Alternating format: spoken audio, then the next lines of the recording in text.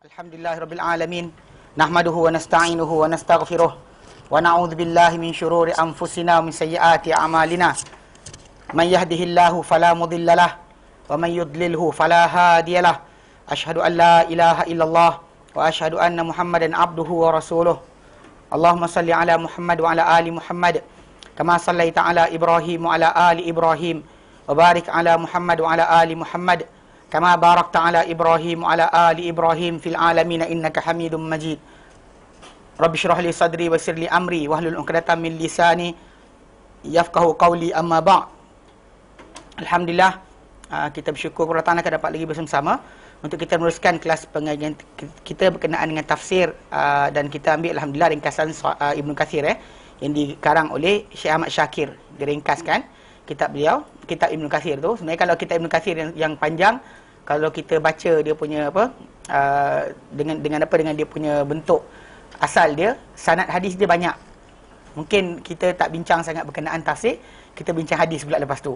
Saya tak belajar berkenaan hadis, bila baca tafsir Ibnu Katsir sebenarnya dia akan ni sikitlah. Belajar hadis, dia baca tafsir Ibnu Katsir dia akan nampak banyak angle, macam mana perbezaan pendapat para sahabat Nabi, hadis yang berlainan, sahabat berlainan, pengertian yang berlainan dan sebagainya. Tapi kan dia kata orang tak belajar hadis, dia akan pening kepala mana satu sebenarnya tajuk tafsir tersebut. Dengan sebab itu Syekh Ahmad Syakir rahimahullah, yang dikatakan oleh Syekh Albani sebagai antara muhaddis tahun 80-an dahulu, antara ahli hadis yang hebat di Mesir. Beliau telah dipuji sendiri oleh Syekh Albani. Dia telah meringkaskan tafsir Ibnu Katsir ni, dan beliau buatlah Umdatul Tafsir min tafsir tafsir Quran Azim Ibnu Katsir, yang mana beliau buat karangan, dan dahulu syaitan tak cukup. Lepas kematian beliau yang ada sampai surah tertentu saja, kemudian lepas daripada beliau dah mati lama, anak-anak dia jumpa balik ada karangan tersebut dah sempurna sebenarnya. Dan akhirnya cetakan terbaru tahun 2007, 2008 dahulu dikeluarkan oleh Dar Ibnu Katsir Mesir, dan keluarkan dengan tafsir yang penuh. So ini antara yang paling penuh lah ringkasan, dan antara yang paling baik daripada ringkasan-ringkasan yang dibuat berkenaan dengan tafsir Ibnu Katsir. Okay, baik. Jadi hari itu kita dah masuk surah As-Saff. Surah As-Saff yang maksud dia barisan, yang mana kita kata kita ambil itu ayat 1 sampai 4. Kita bincangkanlah ayat yang awal tu yang berkenaan dengan yusabbihulillah bertasbih kepada Allah Taala, sabbahalillahi ma fis samawati wal ard, bertasbih kepada Allah Taala pada apa di langit dan juga di bumi. Wa huwal azizul hakim, kita kata semua benda bertasbih kepada Allah Taala, apa saja yang ada semua bertasbih. Itu kita bincangkan ringkas hari itu. Kemudian kita sebut berkenaan dengan teguran Allah Taala kepada orang ramai, kepada manusia dengan firman-Nya, ya ayyuhalladzina amanu, hai orang beriman, lima taquluna ma la taf'alun, kenapa kamu buat benda yang kamu tak cakap? Kenapa kamu cakap benda yang kamu tak buat? Kenapa kamu cakap benda yang kamu tak buat? Kabura maqtan 'indallah an taqulu ma la taf'alun, besar kemurkaan Allah Taala kamu mengatakan benda yang kamu tak buat. Kita kata ada kat sini ada 3 penafsiran. Ada yang mengatakan bahawa apa saja yang dikatakan oleh seorang itu dikira sebagai janji. Dan setiap kata-kata orang tu kata nak sekian tak buat, maka Allah Taala akan murka pada dia. Ini pendapat pertama. Pendapat kedua mengatakan macam Imam Malik rahimahullah menyatakan maksud ayat ini adalah kena kepada kalau benda yang ada ganti rugi. Contoh macam kita kata pada orang tu, kahwinlah, aku tanggung kau bulan-bulan sekian-sekian banyak. Orang tu kahwin, maka kita kena tanggung dia. Manakala kita tanggung, kita berdosa. Mana anything yang datang dengan dengan jaminan keuangan, jaminan harta, kena laksanakan. Tapi pendapat yang rajih jumhur para ulama, ayat ini datang bukan berkenaan dengan semua perkara. Bahkan dia kembali kepada tajuk teguran Allah Taala, bila mana ada orang yang beriman menyatakan, kalaulah diwajibkan jihad, aku akan berjihad. Kalaulah sekian kami tahu apa benda amalan Allah Taala suka kami buat, kami akan buat. Tiba-tiba Allah Taala beritahu apakah amalan Allah Taala suka untuk manusia buat, datang tajuk dia adalah berkenaan dengan jihad, semua senyap, semua terdiam. Bahkan ada kumpulan yang lari, patah balik, minta ditangguhkan. Kenapalah turunkan ayat tentang jihad sekarang? Bagilah tempoh lagi, anak tak cukup besar, anak baru tadika, nak sekolah, tak sempat lagi dan sebagainya. Jadi Allah Taala pun tegur di situ. Jadi teguran yang asal yang jumhur para ulama meletakkan tajuk ini kepada tajuk berkenaan. Bahkan itu yang kita baca macam Allah bin Salam datang dalam tajuk berkenaan penurunan ayat ini. Allah bin Salam dia duduk bersama-sama dengan para sahabat yang lain. Kemudian dia kata, dia kata salah seorang di kalangan kita ni bertanya Rasulullah SAW, apakah benda yang Allah Taala suka supaya kita boleh buat? Tiba-tiba Allah Taala pun turunkan ayat lepas tu. Innallaha yuhibbul ladzina yuqatiluna fi sabilihi saffan ka'annahum bunyanun marsus. So inilah yang kita kata tafsir yang paling rajih berkenaan dengan tajuk ayat ini. Dia bukan apply kepada anything kita cakap, Memang anything kita cakap dan sebagainya kena jaga. Jangan suka hati bercakap. Contoh macam kita berjanji. Lebih lagi kalau dia kata benda-benda yang kita tak nak buat, jangan buat. Kita cakap tak nak. Tapi kalau dia kata kita nak buat tapi terhalang. Dan benda tadi kita dengan tanpa sengaja kita bukan memang kita, dia ada orang intentionally ketika cakap tu nak bohong. Kita cakap tu sekian datang ya. Datang dalam hati tak ada dah. Itu lain, bukan yang tu. Ni yang kita kata nak datang tapi tak dapat datang. Macam ni kita kata benda berlainan. Kita kata kita cakap dengan orang tu just apply pada semua perkara, tidak. Tidak berlaku macam tu. Bahkan kita cakap benda ini sebenarnya turun kepada tajuk berkenaan dengan jihad. Baik.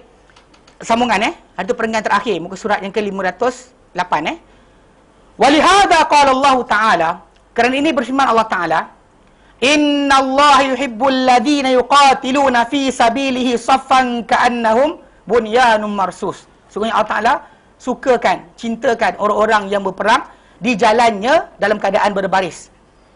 Ka'annahum, seolah-olah mereka bunyanun marsus, binaan yang kukuh. Fahadha ikhbarun min Allah Ta'ala, maka sungguhnya ini adalah perkhabaran, pemberitahuan dari Allah Ta'ala bimahabbati ibadihil mu'minin, berkenaan dengan kecintaan dia kepada orang hamba-hambanya yang beriman. Dia cinta hamba-hambanya yang beriman, suka hamba-hambanya yang beriman. Idza stafu, apabila mereka berbaris, muwajihina li a'da'illahi, menghadap atau bertembung dengan musuh-musuh Allah. Fi haumatil waghi, dalam kehangatan peperangan. Haumah is heat. Waghi pertempuran, peperangan. Allah Ta'ala sukakan hamba-hamba yang begitu. Yuqatiluna fi sabilillah man kafara billah, yang mereka perangi di jalan Allah Ta'ala sesiapa yang kufur dengan Allah Ta'ala. Litakuna kalimatullahi hiyal ulya, supaya menjadi kalimah Allah ia yang tertinggi. Wa dinuhu huwa zahir, dan jadi agama Allah Ta'ala ialah yang zahir, yang menang. Al-ali, yang tinggi. Ala sa'iril adyan, ke atas, mengatasi semua agama. Ini satu benda yang kita kata kita tak sorokkan. Idea tentang jihad ataupun apa yang kita bincangkan itu, jihad itu berjalan sampai hari kiamat. Dan kita terangkan berkenaan jihad itu bagaimana, kita dengan syarat-syarat dia kita terangkan itu. Kita kata tidak kita sorokkan. Mana tak ada macam setengah orang kita kata tajuk ni ini tak boleh bincang ni, sensitif. Umat Islam tak boleh cakap sebab nanti kena gam. Tak ada. Pasal kita syarat kita dalam Islam untuk jihad mesti ada kerajaan. Dengan perintah kerajaan sahaja jihad itu berjalan. Bukan dengan kita suka hati belajar kat Ihsan Taklim, kitabul jihad. Tak lagi masuk Dan sekarang ni kita masuk berkenaan kitab berkenaan dengan memerangi golongan pemberontak. Macam mana syarat-syarat memerangi golongan pemberontak, orang yang contoh macam Syiah ke, yang kita memberontak tak nak baik atau tak nak taat daripada pemerintah dan sebagainya. Cara untuk memerangi mereka tu diterangkan. Macam zaman dahulu Ali bin Abi Talib perangi orang-orang yang yang perangi Khawarij. Abu Bakar perangi orang yang tak bayar zakat. Itu dipanggil Qital Ahlul Baghi. Memerangi golongan orang pelampau. Itu ada dalam Islam, dalam fiqh. Dia berbeza dengan jihad. So lepas habis tajuk tu ada masuk kitabul jihad. Jihad bukan jahat, jihad. Dengan sebab itu kita kata dalam konsep Islam ni benda tu berjalan sampai hari kiamat. Takkan boleh kita buang. Itu kadang kita ambil side, ada orang ceritakan akhlak Rasulullah cantiknya, dia tinggalkan tajuk jihad tadi. Pelik. Ada orang cerita jihad saja kasar tapi lupa berkenaan akhlak, tak boleh. So every angle Islam ini dia meliputi, bukan hanya kena kepada benda yang kita suka je. Apa kita suka tentang Islam kita ambil. Apa kita tak suka tentang Islam tak kena dengan hak asasi manusia atau international treaty dan sebagainya, kita tolak. Tak boleh. Ini salah. Pasal Islam ini dia bukannya terikut dengan apa, pasal dia diturunkan oleh Allah Subhanahu Wa Taala, itu pengisytiharan awal. Kalau ia adalah percubaan manusia, betul, kita boleh tolak apa yang tak kena dengan zaman, pakai apa yang kena dengan masa kita. Tapi bila mana kita mengisytiharkan bahawa la ilaha illallah Muhammadur Rasulullah, kita isytiharkan, tidak ada satu benda pun daripada Islam tidak boleh kita buang atau pinda atau tolak dan sebagainya sesuka hati kita. Faham Ini konsep sebenar. Dengan sebab itu kita kata jihad ini kita lafazkan, memang kita lafazkan dan berlaku dengan syarat yang dinyatakan dalam Islam, bukan dengan apa yang kita fikirkan. Kita geram dengan orang bukan Islam ke dan sebagainya, angkat senjata tikam, tak boleh, haram. Haram dan Islam ini adalah haram. Mesti dengan kerajaan. Kerajaan perintahkan baru keluar. Tanpa kerajaan tak berlaku jihad.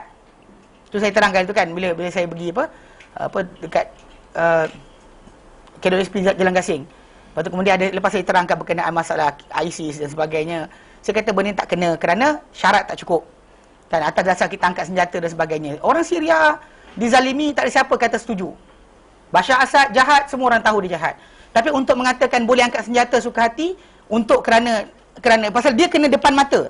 Kalau dia kata contoh depan mata kita, orang diragut, orang disamun, kita pertahankan orang sebut. Sampai terbunuhlah orang yang meragut tadi, tak ada hal. Dia kena depan mata. Dia bukan berlaku minggu lepas. Faham tak berlaku minggu lepas? Itu macam menuntut bela. Itu kerja kerajaan saja boleh buat. Hanya kerajaan. Kalau kita tidak kata OIC dan sebagainya, keluar.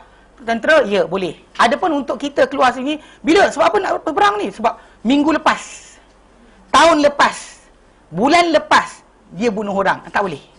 Hanya kerajaan saja boleh tuntut darah orang macam tu. Bukan kita keluar sendiri. Jadi saya terang-terang macam tu, dia pakcik tu lepas nak habis kelas, kan dia nampak saya dah nak keluar. Dia kata, Ustaz, minta maaf nak tanya sikit. Ustaz tak sokong ISIS? Tak sokong. Ustaz sokong Bashar Assad? Tak. Habis Ustaz sokong siapa? Saya tak sokong dua-dua. Lepas tu, mana boleh Ustaz jadi atas pagar? Ustaz mesti sokong salah satu. Dia paksa saya. Saya pun kata, saya pandang muka dia. Saya kata, Tuan Haji, dia tekan. Dia kata, Ustaz mesti sokong salah satu. Tak boleh atas pagar. Okey. Saya kata, Robin Hood dengan Sheriff of Nottingham. Tuan Haji sokong mana? Seorang pemerintah zalim, kan, apa kita panggil apa? Sheriff jahat. Seorang lagi perompak. Yang rompak orang, kemudian divide harta sama-sama rakyat. Tuan Haji sokong siapa? Dia diam. Pilih satu. Tak boleh kan? Maksud saya tak boleh lah. Dua-dua kita sokong. Mana pasal satu memang zalim. Satu lagi menghalalkan cara. Matlamat menghalalkan cara. Tak boleh. Maksudnya Islam tak ada benda berkenaan. Kita tak boleh buat macam tu. Pasal once benda tu start terbuka, dia semua orang lah. Macam itu yang kita kata Khawarij dulu keluar, bunuh Osman atas niat yang sama. Apa dia buat? Dia keluar daripada Iraq dan juga daripada Mesir, dia datang ke Madinah. Apa dia buat sebenarnya? Dia paksa Osman letak jawatan, bukan untuk diri diorang. Diorang turun, dia pergi ke Osman, dia kata letak jawatan. Osman kata aku akan tanggalkan benda Nabi pakai kepada aku. Dia cakap yang tu. Jadi bila cakap yang tu, dia kata dia orang bunuh Osman kan. Lepas tu diorang tak pilih pemimpin dari kalangan diorang sendiri. Apa diorang buat? Diorang paksa Ali ambil jawatan. Nampak tak apa diorang buat? Diorang bukannya nakkan kuasa tadi. Niat diorang baik ke jahat? Soalan saya tanya. Niat baik ke jahat? Baiklah. Pasal dia kata Osman tak merintah dengan cara Islam. Osman tak merintah Quran. Osman telah ambil apa dia punya kroni masuk dalam kerajaan. Dia gunakan alasan itu. So konsep dia, angkat senjata, suruh kerajaan turun, tak boleh. Haram. Hak sama sekali.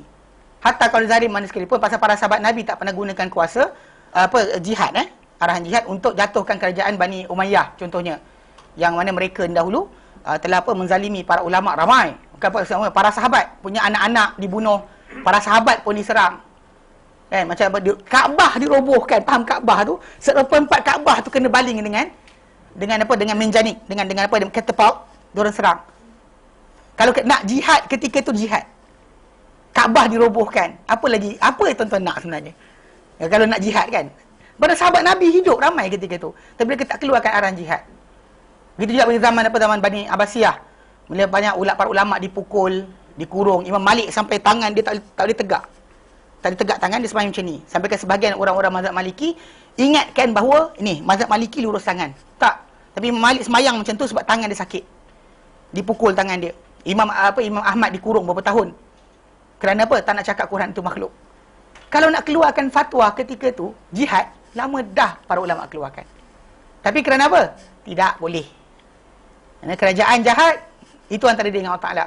Anda tegur, tegur. Bahkan Sayyidul Syuhada, mana penghulu orang-orang mati syahid, adalah Hamzah dan seorang lelaki yang bercakap pada pemimpin yang zalim, tegur pemimpin yang zalim, lalu dia dibunuh, lalu dia kata-kata kalimah yang hak di atas pada sultan yang zalim, kemudian dia dibunuh kerana kata-kata dia. Dia cakap kata-kata, bukan senapang, bukan pedang. So, fahamkan betul-betul. Jadi kita tak pernah bimbang untuk menyakitkan benda ni. Masa dalam kelas ke kita bincang kenaan jihad ni tak ada masalah. Kerana memang benda tadi dengan syarat-syarat dia. Orang tak belajar syarat dia tu masalah. Faham Okey. Jadi, pakcik itulah dia diam. Lepas tu last sekali jemaah gelakkan dia. Tak pasal-pasal dia kena gelak dengan orang lain. Gatal tanya soalan bukan. Saya pun tak, saya kata benda kok jawab pakcik ni. Saya kata saya tanya Syarif Nottingham dengan Robin Hood. Pakcik tahu kau orang siapa? Dia diam. Sheriff of Sherwood Sherwood. Ya kira bukannya hafal sangat kau sejarah Inggeris, bukan sejarah Melayu. Baik. Baik, jadi maksud dia memang itulah. Memang kita kata peperangan untuk menegakkan kalimah Allah Ta'ala tadi adalah benda yang mulia. Tidak pernah dibatalkan dalam sejarah. Tak pernah kita kata bila sampai satu peringkat nanti Islam tidak perlu lagi jihad. Tak, jihad berjalan sampai hari kiamat. Sehingga hari kiamat. Tetap berjalan dan tidak akan terhenti daripada dilaksanakan. Cuma masalah syarat dengan syarat-syarat dia. Okey. Dia kata warawa Ibnu Abi Hatim. Dan termeriwayatkan Ibnu Abi Hatim an Mutarrif, daripada Mutarrif. Qala beliau berkata, ya belughuni, telah sampai kepadaku. Sampai kepadaku Kana ya belughuni, dahulu ini sampai kepadaku an Abi Dzar, daripada Abi Dzar Al-Ghifari, hadithun, satu hadis. Kuntu ashtahi liqa'ahu, yang aku dahulu nak sangat jumpa dengan Abu Dzar. Nak tanya dia tentang hadis ni. Falaqituhu faqultu, lalu aku jumpa dengan Abu Dzar. Faqultu aku pun kata, ya Abu Dzar, wahai Abu Dzar, wahai Abu Dzar, kana yablughuni anka hadithun, dia kata dahulunya telah sampai kepadaku daripadamu satu hadis. Fakuntu ashtahi liqa'aka, jadi aku dahulu ingin sangat nak jumpa engkau. Faqala lillahi abuk, dia kata lillahi abuk ni kata-kata kehubungan orang Arab lah. Mana dia macam itu lillah. Macam kita macam orang Melayu kita kan tengah fikir tu dia orang Arab ya wallahi dia untuk lafaz gitu kan. Nama awak nak kan dia nak bercakap tu dia akan gunakan kalimah wallahi. Dia fikir sambil fikir tu wallahi. Dia macam tu. Jadi lillahi abuk, mana bantu penegasan macam tu maksud dia. Faqad laqita, engkau dah jumpa dah pun. Fahad, berikan. Datangkanlah, mana apa soalan kau nak tanya. Faqultu, lalu aku pun kata, kana yablughuni anka, dahulunya sampai kepadaku daripada engkau, annaka tazumu anna Rasulullah sallallahu alaihi wasallam, bahawa engkau mendakwa bahawa Rasulullah SAW telah menceritakan menceritakan kepada kalian, itu para sahabat, anna Allah yuhibbu thalathata wa yubghidu thalathata, bahawa Allah Ta'ala cintakan itu tiga golongan, dan bencikan tiga golongan. Qala, berkata Abu Dzar, ajal, ya, bahkan iya. Fala akhalani atau fala ikhalani, mana tidaklah aku bayangkan diriku, sebenarnya dalam lafaz yang saya baca hadis yang asal, dia punya bukan akhalani. Maka janganlah dibayangkan aku. Mana aku tak pernah membayangkan diriku akdzibu ala khalili sallallahu alaihi wasallam. Aku berbohong di atas kekasihku, di atas nama kekasihku sallallahu alaihi wasallam. Itu Rasulullah SAW lah. Kataan khalil tu maksud dia kekasih atau teman rapat. Dia orang dicintai. Macam Ibrahim Khalilullah Khalil tu maksud dia orang yang rapat ataupun yang disayangi atau kekasih. Jadi dia tak sama dengan macam kekasih cinta tu. Dia Khalil ni maknanya orang rapat, orang kesayangan. Dan Khalil tu bukannya Asmaul Husna. Jadi dia yang sebut Abdul Khalil. Abdul Khaliq ya. Khalilur Rahman ya. Kekasih Tuhan yang penyayang. Macam Abdul Rahman lah. Khalilur Rahman. Dia Khalil ni. Okey, jadi dia kata maka tidak aku bayangkan aku berbohong ke atas kekasihku sallallahu alaihi wasallam. Maka berkatalah Mutarrif bin Syikhir, dia kata qala qultu faman haula as-salasatu allazina yuhibbuhumullah, maka siapakah mereka yang tiga yang dicintai mereka ni oleh Allah. Qala berkatalah Abu Dzar, rajulun ghaza fi sabilillah, seorang lelaki yang ghaza, berperang, fi sabilillah, di jalan Allah. Kharaja muhtasiba, yang dia keluar muhtasiba dalam mengharapkan ganjaran. Bukan ganjaran duniawi, ganjaran akhirat. Pasal manusia ni ada masalah bila masuk ganjaran tadi, dia nak habuan apa duniawi. Contoh macam kadang-kadang kita kata, kalau saya pergi mengajar, saya dah dibayar. Itu bukan muhtasiban. Muhtasiban ni maksud dia orang tu harapkan hanya ganjaran Allah Ta'ala. Tidak ada ganjaran manusia dibayangkan pada perkara tersebut. Dia macam bila Ramadan kita kata man shoma Ramadan imanan wahtisaban, barang siapa berpuasa Ramadan kerana apa? Beriman dan mengharapkan ganjaran Allah. Bukan pujian manusia, bukan bimbang celaan manusia, bukan. Hanya harapkan ihtisab kepada Allah Taala. Ni benda paling besar sepatutnya manusia ni ada. Setiap hari macam kita keluar datang belajar ke, kena ingatkan. Ini untuk kerana nak mendapatkan ganjaran dari Allah Taala. Mungkin banyak amal kita buat, inilah benda yang kita buat yang menyelamatkan kita. Banyak benda kita buat, tapi tak tahu mana satu yang akan mengeluarkan kita daripada api neraka. Tak tahu. Mungkin jumpa kucing tepi jalan bagi makan, mungkin itu. Atau nampak semut jatuh lubang jamban, kita keluarkan. Mungkin itu, tak serius. Tak something yang kita tak bayangkan. That's why kenapa bila buat amal baik, jangan berkira. Dalam menginfakkan harta mungkin ada tajuk kan, macam jangan jadikan tangan kamu ni lapang sangat, jangan kamu cekik sampai kedekut sampai tercekik diri sendiri. Pun sama juga. Itu ada datang dalam surah Luqman. Tapi dalam masalah kita kata buat baik ni, senyum pada semua orang. Kan macam kedekut, yang senyum pada semua, takkan nak senyum je orang kata gila pula. Lantakkanlah. Kan? Bagi salam pada semua orang. Saya cerita dekat waktu mula saya datang dari sini taklim. Saya cerita waktu mula saya dah balik Malaysia. Kan lintas, saya naik bas pergi ke rumah kakak saya ke, saya lintas Pudu Raya. Ni jalan lintas. Ada kes lah orang tu. Saya lintas berjalan. Assalamualaikum. Assalamualaikum. Budak-budak muda tenduk. Assalamualaikum. Dia macam. Dia macam jawab. Pasal saya pakai Melayu. Dia mesti pakcik ni nak minta duit dia ni. Dia dah ada idea macam tu tau. Bagi salam pun orang ni. Kita jumpa orang berjalan. Assalamualaikum. Dah lafazkanlah Assalamualaikum. Kan sama kita. Kadang-kadang betul pun jalan kan. Dah nampak orang tu pakai tudung. Perempuan-perempuan. Bagilah salam sama-sama sendiri. Ni. Sombong. Sombong. Apa hal kan? Kan mungkin lelaki mungkin takut tak Islam kan. Tapi kalau nampak muka Muslim tu bagi salam je lah. Kan kebetulan keluar masjid. Memang confirm lah Muslim. Bagilah salam. Kenapa nak pergi masa muka pula? Kan? Ni kita kata benda yang kita tak tahu mana satu. Which one? Sebab kenapa setiap kali manusia tu buat apa-apa amal, harapkanlah inilah dia benar akan menyelamatkan kita. Tak tahu mana satu. That's why kita buat banyak. Dan dalam keadaan mengharapkan ganjaran Allah Ta'ala. Which one menyelamatkan kita? Tak tahu. Tak tahu. Sebab kenapa sering Nabi sebutkan ihtisab. Dalam mengharapkan pahala. Bukannya kerana apa? Bukan kerana ganjaran pujian manusia, bukan habuan keuangan duniawi, bukan orang jadikan menantu, bukan sekian. Kenapa orang datang belajar nanti orang jadikan menantu? Kan seriously. Anything can happen. Dan dalam masalah syaitan datang kacau kita punya niat, boleh datang. Dengan macam-macam. Kan orang bagi peluang pekerjaan ke, orang bagi ini ke, semua akan datang. Yang sebab itu kita kata manusia ni kena jaga. Paling mudah dia kata tak kisahlah manusia tak suka asalkan Allah Taala sayang. Asal Allah Ta'ala nak pada aku. Itu yang benda paling besar manusia kena letakkan. Jadi Nabi kata, dalam ni Abu Dhar ceritakan bahawa golongan itu adalah kharaja muhtasiban. Orang yang berperang, yang keluar muhtasiban. Mengharapkan ganjaran Allah Ta'ala. Mujahidan, dalam keadaan berjihad. Bukannya kerana dia keluar tadi, bukan kerana supaya kan masuk Facebook, orang tengok, saya adalah mujahidin. Seriously kan? Tak orang tahu pun tak apa. Yang penting Allah Ta'ala tahu, malaikat salin, Allah Ta'ala tahu, itulah penting saja. Cukup dah. Tak dapat nama kat dunia pun tak apa. Ni banyak di kalangan kalau saya kata kat dunia ni lah. Kalau lah dia Muslim, orang ni banyak pahala dia.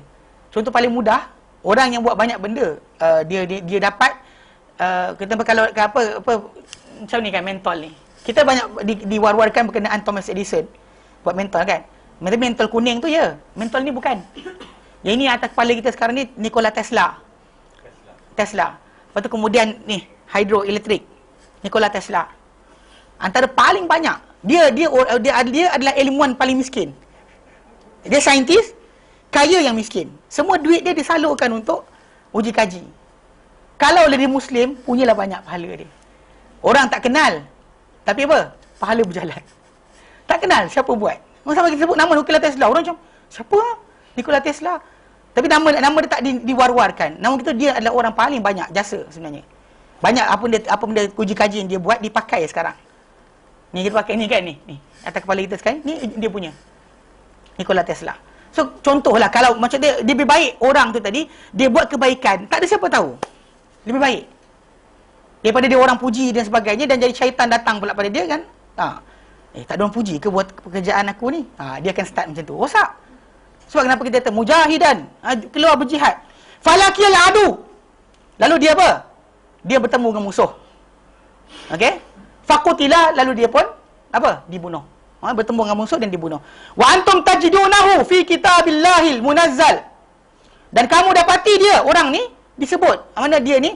Di dalam kitab Allah Ta'ala yang diturunkan. Thumma qara'a, kemudian Abu Dhar pun membaca.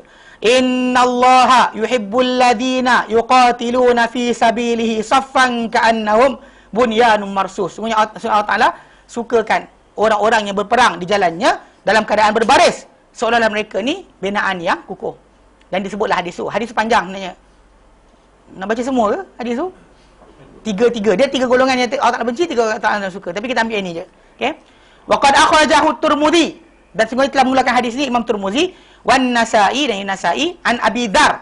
Dengan Abi Dzar bi absati min hadzal siyaq wa atam, dengan yang lebih panjang berbanding dengan bentuk yang kita baca ni, dan juga lebih sempurna. Jumlahlah tiga dan sebagainya, soalan yang dibagi oleh Mutarrif kepada Abu Dzar, dan Abu Dzar jawab. Tapi yang kita nak bincang di sini adalah apa yang disebut oleh golongan yang tak sukai. Golongan yang tak sukai itu adalah orang yang berjihad fisabilillah dalam keadaan berbaris. Okey. Wa qala Sa'id bin Jubair, berkata Sa'id bin Jubair fi qaulihi, berkenaan firman-Nya Ta'ala, innallaha yuhibbul ladina yuqatiluna fi sabilihi saffa. Sungguh Ta'ala sayangkan, sukakan orang yang berperang di jalannya dan keadaan berbaris. Qala, berkata Sa'id bin Jubair, kana Rasulullah sallallahu alaihi wasallam la yuqatilul aduwa illa an yusaffahum. Wa hadha ta'lim min Allah lil mu'minin. Kana, dahulunya Rasulullah SAW la yuqatilu, tidak berperang, tidak memerangi al-aduwa, musuh, illa, melainkan ayyusafahum, bahawa Nabi akan bariskan dahulu mereka.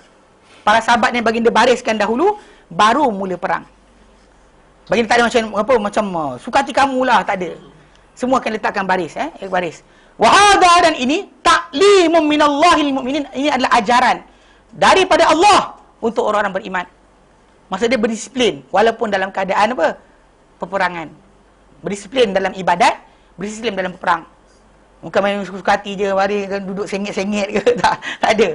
Walaupun kita kata mungkin umat Islam ni, kita kata tidaklah dapat training tentera macam mana tentera British. Kan dia panggil dia kan? Begini kan. Dia baris kan teknik yang tu. Mungkin tidak. Tapi kita kata barisan solat kita tadi lebih dah kuat untuk menjadikan kita ni diam. Faham tak? Diam. Dengar, atentif kepada arahan. Mana kita kata macam, saya ingat dulu siapa, dia tunjukkan ada salah seorang penceramah Arab ni, dia tanya, dia tunjuk dekat gambar kepada seorang non muslim berkenaan dengan orang di Mekah. Kan ribuan manusia, semua tadi bangsa berlainan. Yang ini bangsa Turki, cakap tak faham Inggeris, faham Turki je. Yang ini bahasa India, yang Melayunya, Indonesianya, macam-macam bangsa ada kat dunia ni. Tiba-tiba dengan ramai jutaan manusia tu iqamat, Allahu Akbar, syadu an la ilaha illallah. Kan tiba-tiba dia kata kepada kawan tu, berapa lama kau agak dia akan boleh berbaris? Dia kata, tengah ramai macam ni kan. Dia kata, setengah jam kot, sejam kot baru habis baris. Kan? Tiba-tiba kan, lepas habis iqamat semua dah stay dah.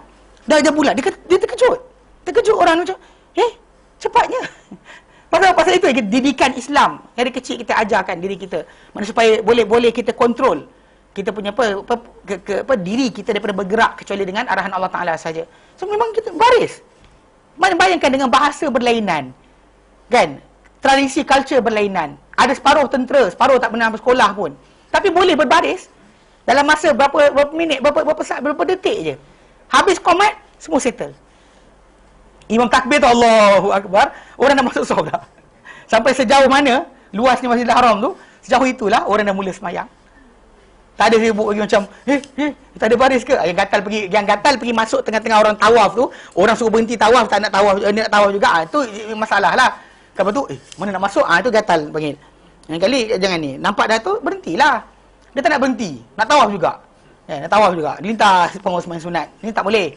Ini kata tak sepatut dibuat. So, jadi maksud dia itu di antara benda ajaran Islam daripada awal.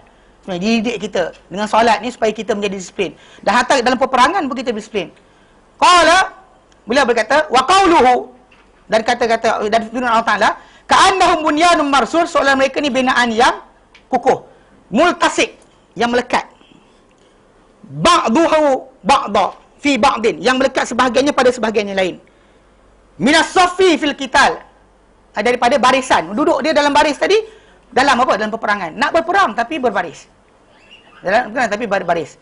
Wa qala Muqatil bin Hayyan, berkata Muqatil bin Hayyan, multasikun ba'dahum ila ba'din.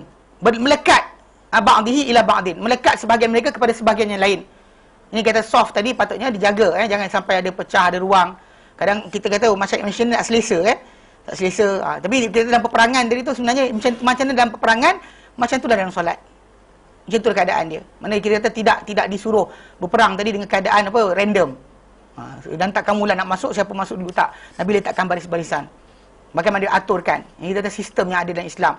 Walaupun kita kata orang Arab asalnya tidak bersistem, tapi dengan Islam, dengan wahyu Allah Ta'ala, kita diajarkan berdisiplin. Mana ada kita baris kita, kedudukan kita. Itu sebab kenapa dalam Islam pun soft wanita belakang, soft lelaki depan. Wanita tak masuk dalam soft perang, tak masuk perang. Duduk belakang, ya. Duduk kat kemah untuk mengubat, ya. Tapi tidak jadi dalam barisan di depan. Kadang-kadang ada wanita nak ke depan, masalah juga. Nak duduk depan juga, sama dengan lelaki. Ini masalah dia. Kena jaga sikit. Pasal ni, kita dalam soft peperangan, macam tu juga. Wanita tak duduk depan. Bukan masalah merendahkan. Masalah nanti kena jerit dengan musuh kan menangis. Boy, lari, betul lari. Masalah juga. Dengan sebab itu tak usah. Jadi dengan sebab itu kita kata ada aturan dalam Islam tadi. Soft lelaki mana, soft wanita mana dan sebagainya. Dia kata apa? Waqala Ibn Abbas, berkata Ibn Abbas, ka'annahum bunyanun marsus, seorang mereka ni binaan yang kukuh, musabbat, yang tetap. La yazul, tidak goyang. Tidak condong. Multasikun ba'dihi bi ba'din. Melekat sebahagiannya dengan sebahagian yang lain. Wa qala Qatadah, berkata Qatadah bin Da'aman Sadusi ni anak murid Ibn Mas'ud ka'annahum bunyanun marsus, oleh mereka ni binaan yang kukuh. Alam ta'ira sahibul bunyan, kamu tak lihat kepada pemilik binaan. Kaifa la yuhibbu an yakhtalifa bunyanahu, macam dia tak suka binaan dia bengkok. Contoh macam kita ada dinding, katakan dinding ni batu sini timbul sikit, situ tenggelam sikit. Kita beli rumah, dinding rumah kita tidak rata. Apa perasaan kita? Macam happy. Happy, bagus. Ini artistik. Kan? Lepas tu anak langgar kepala pecah laga kan. Pasal dinding tak rata. Kita tahu, pasal kita tak suka kan. So bila nampak benda tu rata, licin kan. Itu kita menunjukkan itu cara dia. Jadi macam itulah yang dibayangkan oleh Qatadah. Dia kata kamu lihat tak kepada pemilik bangunan. Macam mana dia tak suka bahawa kalau binaan dia tadi lekuk kat sini, gonjol kat sini, tenggelam kat sini, dia tak suka. Tak suka. Macam itulah dia kata. Fakadzalikallahu azza wa jalla. Maka demikianlah Allah azza wa jalla. La yuhibbu an yakhtalifa amrahu. Tidak suka bahawa berselisihan perintahnya. Wa innallaha saffal mu'minin, dan sungguh Allah Ta'ala telah membariskan orang beriman fi qitalihim, dalam peperangan mereka. Wa saffahum, dan dibariskan mereka fi solatihim, dalam solat mereka. Dan solat mereka Allah Ta'ala bariskan, Allah suruh baris. Dalam perang mereka pun Allah Ta'ala suruh baris. Fa alaikum bi amrillah, maka hendaklah kamu berpegang dengan perintah Allah Ta'ala. Fa innahu ismatun liman akhadha bihi, kerana ia adalah pelindung bagi siapa yang berpegang dengannya. Siapa berpegang dengan perintah Allah Ta'ala ini, ismah, dia adalah pendinding atau benteng bagi segala urusan dia. Bagi siapa bersama-sama dengan perintah Allah Ta'ala, maka Allah Ta'ala akan bersama dengan dia. So siapa kalau orang yang Allah Ta'ala jamin, apakah lagi yang kita kata akan dapat? Pasti keselamatan, bukannya kebinasaan. Itu yang janjikan. Bahkan itulah yang kita lihat dalam sejarah umat Islam sepanjang perjalanan kehidupan mereka dalam kita terbelasan awal-awal Islam dahulu, mereka golongan yang dijanjikan Allah Ta'ala dengan pelbagai kebaikan, dan mereka pegang janji Allah Ta'ala tadi. Allah Ta'ala berikan kemenangan satu demi satu. Mana mereka adalah golongan terusir, golongan minoriti. Islam minoriti, tak pernah jadi majoriti. Minoriti. Mana dia ketika di Mekah, kemudian pergi pindah Madinah, seluruh tanah Arab perangi mereka. Tapi akhirnya Allah Ta'ala menangkan mereka. Lepas tu kemudian mereka minoriti dekat dunia ni, berdasar pada Rom dan Parsi dengan kebesaran empire yang ada. Daripada kawasan Iran, Iraq dan sebagainya, turun sampai ke selatan Yaman. Itu kawasan mereka. Yang Mesir, yang Rom sampai ke Itali, sampai ke Mesir, sebahagian Afrika milik mereka. Dan Arab tak ada apa. Allah Ta'ala beri dalam masa tempoh 6 tahun, 7 tahun selepas kewafatan Rasulullah SAW, maka Islam menang. Jatuh kerajaan-kerajaan besar tadi. Hatta dalam hadis yang datang dari Rasulullah SAW, dia kata bila jatuh Raja Parsi, Kisra Parsi, tak ada Kisra selepas dia. Bila jatuh Kaisar Rom, pemerintah Rom, tak ada lagi pemerintah selepas dia. Memang betul. Lepas jatuh tak ada dah. Tak adalah empire baru Rom, tak ada dah. Antara empire baru Parsi tak ada dah. Apa yang para sahabat dapat sebenarnya? Kalau ikutkan makanan macam tu juga. Nak kata miskin, zaman Umar ada berlaku kebuluran. Nak kata kaya? Tak. Nak kata badan makin besar? Tak. Tapi apa? Iman. Dan bahkan antara benda besar yang kita lihat, bila Allah Ta'ala aturkan mereka untuk solat, Allah Ta'ala aturkan untuk mereka ni, perang, cara berbaris dalam peperangan, maka mereka follow. Semua sekali, step by step, macam Allah Ta'ala arahkan, maka mereka mendapat keselamatan di situ. So every time manusia ni tinggalkan, macam Umar, bila dia tegur, dia tegur apa? Abu Ubaidah bin Jarrah. Bila Abu Ubaidah bin Jarrah puji dia Umar ketika mana nak terima kunci Baitul Maqdis, Umar datang lintas sungai berenang. Lepas sampai sepadan, Abu Ubaidah kata, "Wahai Umar, engkau Arab tulen." Kau Arab tulen, kau Arab kot. Umar tumbuk. Umar bukan macam, kau puji aku ya. Tak ada. Umar tumbuk. Umar tumbuk tergulik. Umar tumbuk dia, tumbuk sungguh. Tumbuk kat dada dia, jatuh. Umar kata, "Muncul engkau," dia kata, yang cakap. Pasal Abu Ubaidah bin Jarrah. Siapa nak kata dia masalah? Dia ni amin hadil ummah. Pemegang amanah umat ini ni. Orang paling dipercayai umat ini. Pasal dia dahulu dalam perang Badar, dia bunuh bapak dia sendiri. Bapak dia serang dia dalam perang Badar, dia tak ada sebarang rasa untuk kita kata ni kerana Allah dan Rasulnya, dia cucuk bapak dia sendiri. Pasal bapak dia nak juga bunuh dia kan, dia tertikam bapak dia, mati. Bapak dia dalam peperangan. Ini Nabi kata amin hadul ummah. Tapi dia terpuji Umar dalam tajuk Umar berenang. Sungai kan? Orang Arab kalau ikutkan manalah pandai berenang. Kat mana ada sungai nak berenang? Kalau ada pun lupa air kan? Dalam mana wallahu alam. Tapi bila Umar pandai berenang, dia puji. Oh, Arab hebat kan? Berkuda, berenang. Bila dia duduk, Umar tumbuk dia. Kan? Dan Umar kata lepas tu, ini kata-kata yang masyhur. Banyaklah parti-parti politik gunakan, semua orang gunakan lafaz ni. Umar kata, "Nahnu qaumun." Kita ni satu kaum. A'azzanallahu bil Islam. Allah Ta'ala muliakan kita dengan Islam. Faman nabtaghil izzata bighairi ma a'azzanallahu bihi, a'azzanallah. Maksudnya kalau mana kita cari kemuliaan dengan selain apa Allah Ta'ala muliakan kita dengannya, Allah Ta'ala akan hinakan kita. Mulianya manusia tu dengan agama, bukannya dengan sebab apa? Bangsa.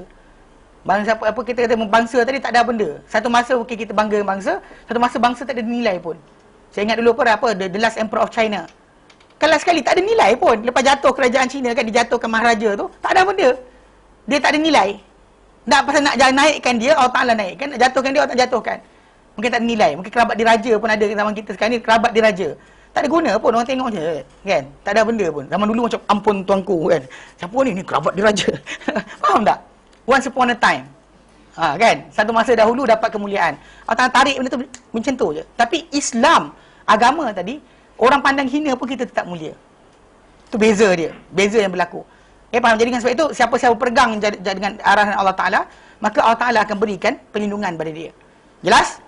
Okey, baik. Sambung.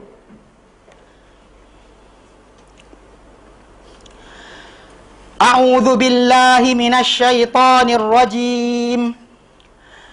وَإِذْ قَالَ مُوسَى لِقَوْمِهِ يَا قَوْمِ لِمَ تُؤْذُونَنِي وَقَدْ تَعْلَمُونَ أَنِّي رَسُولُ اللَّهِ إِلَيْكُمْ فَلَمَّا زَاغُوا أَزَاغَ اللَّهُ قُلُوبَهُمْ وَاللَّهُ لَا يَهْدِي الْقَوْمَ الْفَاسِقِينَ إِذْ قَالَ عِيسَى ابْنُ مَرْيَمَ يَا بَنِي إِسْرَائِيلَ إِنِّي رَسُولُ اللَّهِ إِلَيْكُمْ مصدقا لما بين يدي من التوراة ومبشرا برسول يأتي من بعد اسمه أحمد فلما جاءهم بالبينات قالوا هذا سحر مبين يقول تعالى مخبرا عن عبده ورسوله وكليمه موسى ابن عمران عليه السلام أنه قال لقومه berfirman Allah Ta'ala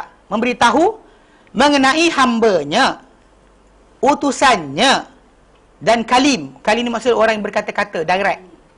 Yang kita kata benda ni adalah apa keistimewaan yang Allah Taala beri pada Musa dari mukjizat yang tak dapat pada yang lain.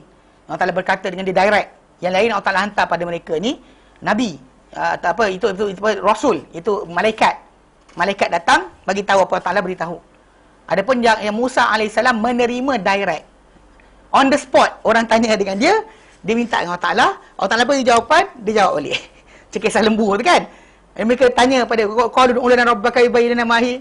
Dia pun kata qala innahu yaqulu innaha. Dia direct Musa alaihissalam. Cuma masalah kita kata Mu'tazilah lah punya masalah ni, orang-orang yang berasal pada akal, mereka sibuk kata, kalau Musa dengar ikut bahasa apa? Kalau Musa dengar bunyi suara tu garau ke perlahan. Ini bukan kerja kita. Kan pasal Allah Ta'ala laisa kamitslihi syai'. Macam kita nak bayang kepada orang lain, apa kita rasa? Contoh macam jatuh motor, sakit tak? Sakit. Nak bayangkan macam mana? Macam kita nak cerita dengan orang tu, orang tak pernah kena. Faham tak? Dia faham tak? Dia nak ceritakan benda berkenaan. Kita tak boleh cerita dengan orang, benda yang orang tak tahu. So macam Musa AS, dia tak boleh cerita pada orang lain macam mana gambaran benda berkenaan. So tak ceritakan pun, dan bagusnya dalam perkara tersebut, Bani Israel tak pernah tanya pula macam mana. Tak ada Bani Israel tanya, suara Tuhan kau, ya Musa, garau ke perlahan, tak pernah. Dia orang minta terus nak sendiri tengok. Tapi mereka tak pernah tanya Musa apa yang kau nampak. Macam mana? Cuba terang pada kami, Tuhan tu macam mana. Tak pernah. Tak ada soal jawab Musa dan kaum ni macam tu. Bahkan yang diorang kenakan Musa adalah masalah apa? Kami tak beriman dengan kau sehingga kami nampak Tuhan depan mata kami seketul. Baru kami percaya dengan kau. Itu yang kisah yang berlaku dengan Musa AS. Tapi masalah kata-kata, apa yang Musa terima daripada wahyu Allah Ta'ala, mereka tak persoalkan. Dari segi masalah apa? Masalah betul salah. Mereka permainkan dia. Tanya lagi dan sebagainya, minta supaya diberikan jawapan. So Musa AS, di antara keistimewaan dia adalah diberikan oleh Musa Allah Ta'ala kepada Musa, Allah Ta'ala bercakap dengan direct. Yang sampaikan kita kata golongan Mu'tazilah ni kerana dia nak membuang masalah Tuhan ni sifat makhluk. Ini masalah kumpulan kumpulan yang kononnya apa, Tuhan ni tak ada sifat makhluk. Dia buang semua sekali. Antaranya kata-kata lah. Dia kata kalau Musa berkata-kata dengan Tuhan, bahasa apa? Lepas tu Tuhan dengar Musa kata, pakai apa? Dia sibuk berkenaan tersebut. Tak suruh cari pun. Nak tahu betul macam mana, tunggu mati. Betul tak? Kalau kita tak tahu betul tentang Allah Ta'ala, tunggu akhirat. Sebab para sahabat Nabi bercakap dengan Nabi SAW. Dan soalan dia apa? Dan Sahih Bukhari, Sahih Muslim. Hal nara Rabbana yaumal qiyamah. Adakah kami akan lihat Tuhan kami pada hari kiamat nanti? Apa meaning dia? Kiamat nantilah betul kita tahu, lihat ke tidak. Dunia takkan lihat. Itu soalan yang bila para sahabat tanya tu, itu meaning dia. So, orang tak cari dalam mimpi ke, dalam apa ke, dalam sekian ke. Masalah pendapat para ulama kata, tak mustahil. Itu pendapat. Soalan sekarang para sahabat Nabi, cakap apa dengan Nabi? Diorang kata, dalam hadis yang sahih datang. Diorang soal Nabi, hal nara Rabbana yaumal qiyamah. Adakah kami akan lihat Tuhan kami pada hari kiamat? Habis cerita. Nabi terangkan berkali-kali, Nabi terangkan, mana memang ya, di sana kamu akan lihat. Bahkan kamu akan hadap Allah Ta'ala nanti dari akhirat ketika soal jawab tentang amal, tanpa penterjemah. Direct Allah Ta'ala akan tanya. Macam mana soal jawab? Kan kita kata macam iblis. Dalam syurga Allah Ta'ala tanya, dia apa hal kau tak buat dan sebagainya. Jumhur para ulama menyatakan direct Allah Ta'ala tanya dengan iblis. Direct. Apa hal iblis kenapa kau tak sujud? Kenapa kau tak sekiat? Kenapa kau tak sekiat? Allah Ta'ala tanya direct kepada iblis. Faham Ini konsep kena faham betul-betul. Jadi, kita tidak sibuk berkenaan dengan sifat Allah Ta'ala yang kita tak tahu, tinggalkan je. Sudah. Tak disuruh kita mencari. Bahkan banyak kita lihat orang yang sibuk, kononnya Allah Ta'ala tak sifat makhluk. Perangai tak senonoh juga. Kan? Kononnya Allah Ta'ala ada di mana-mana. Lepas tu menipu. Kan? Dia sibuk. Allah Ta'ala ada tanpa tempat. Tapi menipu, nombor satu. Cakap bohong, tipu hadis, nombor satu. Peliknya. Kalau tahu Allah Ta'ala ada tanpa tempat, yang kau menipu, kenapa? Ini konsep yang saya pelik. Saya perhatikan. Mana banyak di kalangan mereka ni kadang sibuk Allah Ta'ala di mana, tapi dia sibuk cari kain kokak. Dia faham tak? Allah Ta'ala di mana-mana. Allah Ta'ala tak ada tempat. Betul? Kain kokak ini bagus untuk kesihatan anda. Gila ke? Belah mana ruang sebenarnya? Mana kalau dia kata Allah Ta'ala ada tanpa tempat, dan tak payahlah minta benda macam tu. Kan minta di mana saja, betul tak? Berdoa di mana saja. Ini tak. Kubur wali inilah tempat di mana kita patut berdoa. Tak pelik ke? Kan faham tak? Dia kontradik perangai dia. Perangai dia kata macam ni, akidah dia kata macam ni. From the side of akidah dia kata Allah ada tanpa bertempat. Tapi from the side of amal, doa dekat kubur wali tu bagus. Kat rumah kau Allah Ta'ala tak ada ke? Ini soalan nak tanya juga. So konsep benda macam ni saya pelik. Pelik tau. Ini kita kata. Sebab apa tau? Jangan gatal. Jangan gatal nak bersihkan Allah dari sifat makhluk sehingga anda menafikan sifat Allah Ta'ala sabitkan bagi dirinya. Allah Ta'ala sabitkan bahawa dia berkata-kata dengan Musa. Kita angkat tangan, Allah tak berkata dengan Musa. Macam mana? Laisa kamitslihi syai', kita tak tahu macam mana. Tak tahu. Tapi Allah Ta'ala bercakap. Yep. Siapa cakap? Allah Ta'ala cakap. Allah Ta'ala kata, dia berkata dengan Musa. Siapa cerita? Quran cerita. Allah Ta'ala ceritakan, dia berkata-kata dengan Musa. So kita angkat tangan. Kita kata, Allah Ta'ala kata. Macam mana? Jangan bahas. Pasal kita tak boleh, akal kita limited. Tapi takkanlah tak boleh faham. Mereka tak boleh faham. Kalau orang tak faham juga, ajar dia. Benda kita faham tapi tak boleh bayang. Contoh macam saya terangkan dulu apa berkenaan dengan sayap malaikat. Ingat tak? Kan malaikat kan ada sayap. Saya sebut malaikat ada sayap. Angguk-angguk. Memang betul malaikat ada sayap pasal Allah Ta'ala sebut dalam Quran. Dan surah Fatir. Ayat pertama Allah Ta'ala nyatakan, a'udzubillahi minasyaitonirrajim. Alhamdulillah, segala puji bagi Allah. Fatiris samawati wal ard, menciptakan langit dan juga bumi. Ja'ilil malaikati rusula, yang jadikan para malaikat sebagai utusan untuk rezeki, utusan untuk ajal, utusan untuk apa lagi? Tiup roh, utusan untuk wahyu, utusan kan malaikat, utusan kita. Utusan Allah Ta'ala untuk kita kan, menjaga kita kan, mengiringi kita dan sebagainya, mengaminkan doa kita kan, mendatangi majlis-majlis ilmu kan, utusan Allah Ta'ala. Uli ajnihatin, yang ada sayap.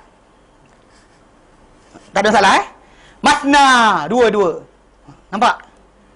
Nampaklah macam dua sayap. Okey, tak pejam mata, nampak. Wasulas, tiga. Boleh? Nampak lagi? Rubah, empat. Boleh? Boleh lagi kan, 4 sayap. Okey, nampak. Kemudian Allah kata, yazidu fil khalqi ma yasha. Dia tambah. Zada yazidu, dia tambah. Fil khalqi, pada ciptaan. Ma yasha, apa dia kendaki. Maka kita buka Sahih Bukhari. Nabi kata apa? Ra'aitu Jibril ala suratihi, aku lihat Jibril atas rupanya, itu rupanya asal, lahu sittumi ajanah. Dia ada 600 sayap. Bayang. Terus hilang. Tadi 600, faham tak? The word panggil wing, understand, kita nampak sayap macam-macam bentuk lah, tapi kita nampak sayap, faham? 2 sayap nampak macam-macam keluar, macam-macam rupa lah keluar. Sayap burung lah, sayap kelekatu lah, patung-patung lah. Okey, ini dia sebut 2 faham, 3 faham, 4 faham, tak ada masalah. Bila Allah kata dia tambah pada apa diciptakan, apa dia nak, dia sebut saja apa? Nabi kata, aku lihat Jibril atas rupanya asal, dia ada 600 sayap. Semua dia terkebil-kebil. Nampak tak? Nampak. Nabi kata satu sayap Jibril dia buka, gelap dari timur ke barat. 600 sayap. Betul, 600 sayap. Betul, macam 600 sayap. 600 sayap. Lepas ada separuh tu, Ustaz, bila Nabi sempat mengira pula? Itu tu benda lain. Dia masalah kan kita. Memang Nabi, kita kata cara Allah Ta'ala berikan ilmu pada Nabi SAW bukan macam cara kita. Dia ilmu kita akhirat tu macam tu juga. Ilmu bercakap dengan malaikat dan kubur nanti. Bukan ilmu cari. Hafal kat dunia tak guna. Heboh hafal kan. Man rabbuka? Rabbi Allah. Man rabbuka? Rabbi Allah. Kan sampai-sampai malaikat tanya, man rabbuka? Tak boleh keluar. Kan? Hafal dah hari tu, lupa. Malaikat kata, apa hal tak boleh jawab? Aku hafal lah itu, lupa. Kan? Kita tak boleh. Pasal kita ilmu sana, bukan ilmu sini. So, tak perlu cari.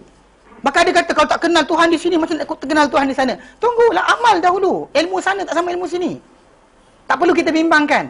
Amal ikut arahan Nabi SAW, anda akan dapat segala panduan dunia akhirat. Hidayah dunia akhirat. Jalan mana nak pergi, Nabi mana nak jumpa, sirat tu macam mana. Macam mana jalan laju di atas tiang sirat. Ambil ilmu sekarang. Tak guna. Sekarang ada orang tawarkan ilmu-ilmu kebal kan. Cakap dia kebal api neraka saya nak. Kebal api dunia tak payah. Kalau klip mata sampai Mekah, tak nak. Klip mata sampai syurga terus. Kalau ada ilmu tu kita belajar. Tak rugi pasal dunia klip-klip kan, tak tahu sampai mana. Klip-klip duduk dengan beruang. Tak pasal klip-klip kan. Nampak klip-klip tu, beruang. Tak pasal-pasal je, salah sampai. So, konsep kena faham betul. So, pasal apa yang ilmu sana tak sama sini. Sebab bayangan akal kita limited. Anything tentang Allah Ta'ala, kita tak boleh bercakap. Ni macam ada orang sibuk kata, anak Tuhan. We are children of God. Kan, itu menyamai kata-kata kufur. Quran datang mengherdik mereka tentang kata-kata mereka. Quran bukan mengiyakan akidah mereka. Yang peliknya ada orang ni kan, konon nak menjadi hero.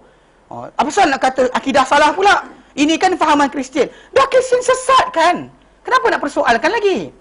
Dia sibuk nak persoalkan siapa yang nak berbincang tentang perkara ni, berbahas dan sebagainya secara ilmiah. Ilmiah apa bendanya? Kan, ni masalah kena jaga sikit bab ni. Children of God dan sebagainya. Tak boleh. Pasal menyamai kata-kata orang kufur. Kenapa nak samai perkataan mereka? Kan, bahkan yang bercakap tu pun dah diisytiharkan sesat oleh majlis fatwa negeri Selangor dah isytiharkan sesat. So terimalah fatwa tadi. Fatwa tak boleh dibahaskan sebenarnya. Fatwa tak boleh dibahaskan. Dah keluar diam je. Tak nak beramal, kalau anda kuasa tangkap. Tak ditangkap, then ni diamlah. Tapi kalau kena tangkap, then retorlah. Itu cerita dia pasal fatwa untuk itu. Datang nak bahas fatwa apa? Ni dia ajak mufti Selangor debat dan sebagainya. Saya kata, ya, ajak kita orang je. Yayasan Taklim sedia untuk debat. Kan? Kalau dia kata dia orang gatal dengan nak berdebat kan, boleh, tak ada hal. Tapi hantar jantan lah, hantar perempuan tak boleh. Kalau bantai perempuan kan dengan debat, nanti orang kata kita jahat. Tak boleh, rugi. Nak hantar jantan tak apa. Kalau dia kata ada hero dia kan, dia ada hero, dengar kata dia orang ada peguam syar'i, yang sistem Islam ada peguam syar'i bekas pelajar Madinah lah apa dan sebagainya. Gila, saya tahu ya ke tidak. Tapi kalau dia kata betul, kalau kata nak ni sangat, datang. Tak ada hal, kita boleh buat kan. Kita kumpulkan. Ni bukan nak populariti tambahan, tapi nak bagi tahu Kadang-kadang ngarut je, tak kerja lain. Menyamai kata-kata orang kafir. Pasal antara dosa besar manusia lah bercakap tentang Allah tanpa pengetahuan. Ini benda paling besar antaranya. Allah sebut dalam Quran surah Al-Baqarah. Allah nyatakan wala tattabi'u khutuwati syaitan. Yang kamu ikut kan langkah-langkah syaitan. Innahu lakum aduwwun mubin. Sebenarnya dia adalah musuh kamu yang nyata. Innama ya'murukum bisu'i wal fahsya. Innama ya'murukum bisu'i wal fahsya. Bisu'i wal fahsya wa an taqulu. Al-Baqarah 169. Hanyalah syaitan ni menyuruh kamu untuk buat benda apa? Su', perkara-perkara buruk. Wal fahsya, yang keji. Yang ketiga, wa an taqulu 'ala Allahi ma la ta'lamun. Supaya kamu berkata tentang Allah apa kamu tak ada ilmu mengenainya. 169. Suratul Baqarah.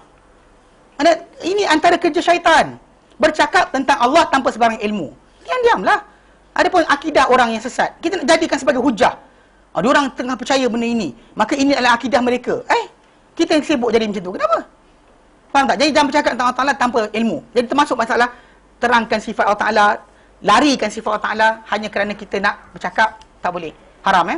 So Musa AS, Allah Ta'ala menceritakan tentang hambanya, rasulnya, dan juga orang yang berkata-kata dengannya, itu Musa bin Imran. Musa bin Imran alaihissalam, bahawa dia telah berkata pada kaum dia. Ingatlah ketika mana, pasal ni yang berlaku apa yang terjadi ni, yang berlaku ni adalah apa yang berlaku pada Musa alaihissalam. Dia disakiti oleh kaum dia sendiri. Maksud dia, contoh macam Musa ajak mereka masuk, mereka berkata pergilah kau dengan Tuhan kau perang. Semua kata-kata ni yang kita kata berlaku ni, Musa alaihissalam ketika mana dia bercakap dengan kaum dia dan kaum dia sakiti dia ni, pasal kita dan tajuk ni pasal berkaitan jihad. Keluar berjihad itulah benda yang besar Allah Ta'ala letakkan. Jadi Allah Ta'ala suruh umat Islam ambil pengajaran dengan kisah ni. Macam mana Musa AS dahulu bercakap, apa kaum dia buat. Apa Musa kata? Idh qala Musa liqaumihi, ketika mana berkata Musa pada kaum dia, ya kaum, wahai kaumku, lima tu'dhunani, kenapa kamu sakiti aku? Kenapa kamu menyakiti aku? Wa qad ta'lamuna anni rasulullah ilaikum, sedangkan kamu telah tahu bahawa aku ini utusan Tuhan kepada kamu. Kenapa lima tusiluna adza ilayya? Kenapa kamu menyampaikan penyakitan, kesakitan ilayya kepadaku? Wa antum ta'lamuna sidqi, dan kamu sedangkan kamu ta'lamuna, kamu mengetahui sidqi, kebenaranku. Wa fima ji'tukum bihi minar risalah, dan pada dan juga pada apa yang aku datang pada kamu dengannya daripada sebarang perutusan. Kamu tahu dah apa benda kebenaran aku dan kebenaran apa yang aku bawa daripada sebarang perutusan yang aku bawa tadi. Kamu tahu kebenaran dia. Bukan setakat sikit kan. Dia start daripada dia lawan dengan Fir'aun. Ada si Fir'aun sujud kepada Musa dan Harun, kemudian mengakui kenabian dan kerasulan mereka. Kemudian ahli sihir Fir'aun tak ubah statement, mati dibunuh oleh Fir'aun.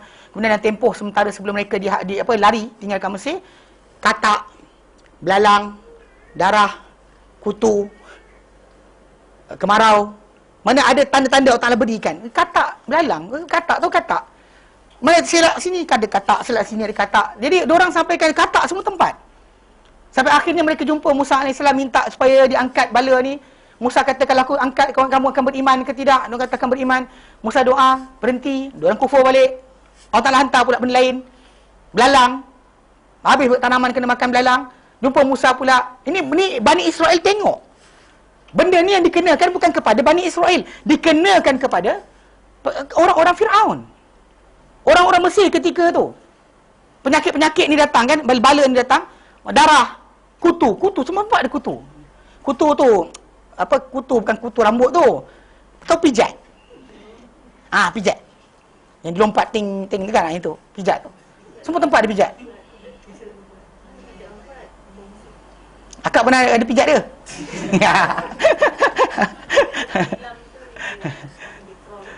Itu dia, itu pijat kecil, dia pijat besar. Kalau yang Yaman, kat Yaman saya ingat dia pijat kan, musim sejuk biasa. Dia nak kena jual. Dia pijat tu, kalau tangkap kan mic kan, dia lompat. Tekan macam ni tak mati. Kena ambil, kena gitu pun mati. Dia gigit tu bengkak. Kadang dia kata ada orang-orang yang ada budak-budak yang dia allergic. Bengkak-bengkak lah muka kerana kena gigit dengan dia. Pijat tu, jemur selimut, nanti dia hilang. Dia musim dia dekat Yaman tu. Kita tengok macam tu lah, pijat. Bayangkan semua tempat dia pijat. Nak tidur macam mana? Selak ini ada pijat, saya pijat. Jadi dia minta pada Musa doa, hilang. Kemudian ada darah semua tempat je darah. Ini Bani Israel tengok depan mata. Mana tak ada siapa boleh minum kecuali kalau ada kafir yang pegang saja. Nak ni je air di darah. Sampai kan dalam tafsir yang lain datang kan cerita bila orang Islam, orang beriman minum balik, baru air itu tak bertukar jadi darah. Macam tu sekali. Mana air orang beriman masukkan dalam mulut, luehkan balik, barulah air itu kekal jadi air. Barulah orang kafir datang boleh ambil minum. Macam tu sekali. So, dia minta dengan Musa, hilangkan. Musa kata, kalau aku buat hilang, kamu beriman tak? Beriman. Hilang? Tak beriman. Dia faham tak? Dia konten ni, benda ni berlaku. Sepanjang tempoh, Musa duduk di Mesir. Lepas menang kalahkan ahli sihir. Lepas tu, bila dah sampai peringkat, Allah suruh dia keluar. Kita keluar tadi, belah lautan. Bani Israel nampak. Apa lagi bukti mereka nak? Lintas lautan tu, depan mata mereka. Bukan setakat ainul yakin. Bukan ilmu yakin. Ainul yakin. Bukan saya ainul yakin. Hakul yakin. Dia ada lintas sendiri. Kita nampak orang buat depan mata kita kan. Kita lintas sendiri. Hakul yakin. Mana reality. Tengah padang pasir. Lintas-lintas awan tengah padang pasir tu. Kan lepas Laut Merah. Lintas-lintas berjalan. Dalam perjalanan tadi dipayungkan dengan awan. Kalau kita datang Islam Taklim belajar, tiba-tiba keluar awan tutup atas kepala. Rasa macam mana? Rasa wali dah. Semua rasa macam aku special. Kan? Faham tak? Kan? Masa dia benda tu berlaku, reality depan mata mereka. Nak makanan turun di langit, lapar-lapar turun makanan, lepas tu nak minum air. Musa ketuk tongkat kat tempat kepada batu, keluar mata air, ambil. Bukan tengok, bukan dengar cerita. Pegang, minum. Apa lagi nak? Kalau kita kata bukti bahawa Musa ni utusan Tuhan, apa lagi nak? Lepas tu mereka ada berlaku pembunuhan kan? Berlaku pembunuhan, ada orang mati, tak tahu siapa yang bunuh. Minta Musa AS. Musa minta suruh sembelih lembu. Ambil, lepas dah kisahlah, tanya warna, tanya sekian. In the end dapat lembu tadi. Allah Ta'ala perintahkan ambil satu bahagian lembu tadi, lepuk dekat pukul. Cara pukul Allah Alam, bahagian dipersanggah. Ada kata ekor, ada kata daging, ada kata lidah. Ambil tu lempangkan dekat mayat tadi. Mayat tu bangun, dia bunuh aku. Anyway, depan mata mereka. Apa lagi nak? Tu Musa kata, waqad ta'lamuna anni Rasulullah ilaikum. Kamu tahu dah aku utusan Tuhan kepada kamu. Kenapa kau nak sakiti aku? Kenapa kamu sakiti aku? Ini adalah poin yang paling besar. Kita kata yang kita kata orang-orang Kristian atau Yahudi Yahudi lah terutamanya agak payah untuk terima Islam ni, untuk baik dengan Islam. Pasal dalam Quran Karim ungkitan kepada perangai mereka yang buruk dengan para anbiya silih berganti datang. Tak ada pun dikata dalam tu tadi sebarang penyorokan. Bahkan macam kita katalah macam orang celak. Kalau namun begitu orang boleh let go dan juga tukar akidah. Boleh, tak ada masalah. Bahkan bila mereka masuk Islam, tidak lagi mereka ni digelar sebagai ni Israel pun. Muslim, mukmin dah, habis cerita. Tapi mereka ni macam kita lah, ada orang kutuk bapak kita. Bapak dia ni pencuri. Bapak dia pencuri. Kita nak kawan dengan orang tu tak? Mesti kita macam payah sikit. Tapi masalah sekarang ni, memang benda berkenaan yang berlaku itu sebagai pengajaran. Anak tak berdosa, kan? Tak berdosa, tak menanggung dosa, bapak yang buat. Bapak buat dosa, anak tak tanggung. Anak buat dosa, bapak tak tanggung. Itu konsep dia, kita faham benda berkenaan. Tapi kita kata Bani Israel dalam konteks ni menyakiti para anbiya ni bukannya benda yang benda yang agak omong kosong. Memang benar. Ia adalah daripada perbuatan mereka yang nyata menyakiti para anbiya. Jadi memang aku datang buat kamu. Wa fi hadza, dalam kisah ni tasliyatun. Ada apa? Ada satu pujukan. Li Rasulillah, kepada Rasulullah SAW. Fima asabahu minal kuffar, pada apa yang menimpa baginda daripada orang kafir. Min qaumihi wa ghairihim, ya daripada kaum baginda sendiri, itu Quraisy, wa ghairihim, dan juga selain daripada Quraisy. Wa amrun lahu bis sabri, dan juga perintah Allah Taala untuk Nabi supaya bersabar. Lepas Allah terangkan berkenaan dengan jihad. Allah tak terang pada Nabi SAW kisah ini supaya baginda SAW bersabar. Bila arahkan orang beriman, kadang kata mereka tak ikut dan sebagainya, ataupun Nabi suruh berdakwah, orang menentang baginda SAW, maka janganlah wahai Muhammad kamu rasa sedih, sebab Musa kena teruk lagi. Kata Musa AS disakiti bukan daripada luar. Dia tak kisah, bukan berdepan dengan Fir'aun tadi tu dia tak berat sangat. Tapi bila disakiti oleh kaum dia sendiri, yang dia selamatkan lepas daripada Fir'aun pencengkaman, kaum yang sama yang diselamatkan tadi menyakiti beliau, baginda Musa AS. Ini kita kata benda yang berat sebenarnya. Yang kita kata Allah Ta'ala tak jadi kepada Rasulullah SAW benda seberat ini. Sebab para sahabat Nabi SAW punya syiar adalah sami'na wa ata'na. Musa terima syiar daripada kaum dia, sami'na wa asaina. Faham Mana Bani Israel kata pada Musa AS, pergilah engkau dan Tuhan kau perang, kami tunggu sini. Para sahabat Nabi pula kata kepada Rasulullah SAW, pergilah perang, kami bersama engkau. Dan bukan setakat perang. Para sahabat Nabi SAW punya syiar hidup mereka adalah fidaka abi wa anta wa ummi. Penebus engkau, hai Rasulullah, bapa dan mak aku. Manakala perlu aku jual mak bapak aku untuk tebus engkau, aku akan tebus engkau dengan mak bapak aku sendiri. Ini syiar para sahabat. Yang kita kata bukanlah benda-benda kita kata benda yang Musa AS mungkin kasihan baginda. Salah tu Nabi kata bila ada berlaku dalam kisah Sahih Muslim. Bila mana Rasulullah SAW dan perang Hunain baginda bahagikan harta rampasan perang ikut arahan Allah Ta'ala lah. Mana Nabi beri banyak harta rampasan perang tadi kepada orang-orang yang dipanggil sebagai mu'allaf, baru masuk Islam di kalangan Fatul Makkah, ketua-ketua kabilah yang asal di ketika perang tadi lari tau. Dengan petempur perang tadi puluhan ribu antara ada perang Hunain tu, umat Islam 40,000, musuh hampir 100,000. Maka ketika tu diorang lari. Ketika lari tadi, baginda panggil balik Muhajirin Ansar, mereka patah balik. Ketika tu, ialah tiba-tiba baginda bagi harta kepada orang-orang yang lari tadi. Bagi ni 10 ekor, yang ni 100 ekor sebagainya. Sampai ada di kalangan orang-orang muda di kalangan di kalangan Ansar ada yang cakap, dia kata tak kering darah musuh pada pedang kami, baginda buat bagi pada orang-orang yang lari tadi. Tapi yang tu tak teruk. Yang tu orang cakap diam je. Tapi ada seorang lelaki Zul Khuwaisirah. Zul Khuwaisirah ni dalam sejarah Nabi SAW ada dua. Satu yang Zul Khuwaisirah yang sahabat yang kencing dalam masjid. Zul Khuwaisirah juga. Zul Khuwaisirah ni, Khuwaisirah tu maksud ni pipi dia bukan ni macam high cheekbone ke cabi. Sini merah-merah sikit. Nak kata macam mana, takkan cakap macam tu. Habis macam tu lah. Dia macam tu. Dia ada tanda macam tu. Mana dia punya pipi ni kemerah-merahan macam tu. Dia dua.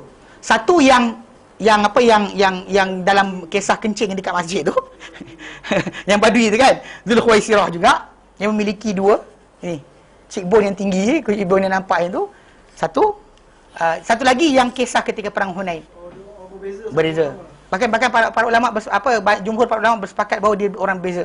Seorang tu adalah Zul Khuwaisirah sahabi yang Nabi SAW ni dia. Seorang lagi yang adalah Khawariji, yang Khawarij punya kepala atau ketua. Lepas tu keturunan dia menjadi Khawarij yang berikutnya pada zaman Osman yang sama bunuh para sahabat bunuh Osman kerana dia cepat. Dia kata macam tu, dia kata hai Muhammad berlaku adil lah.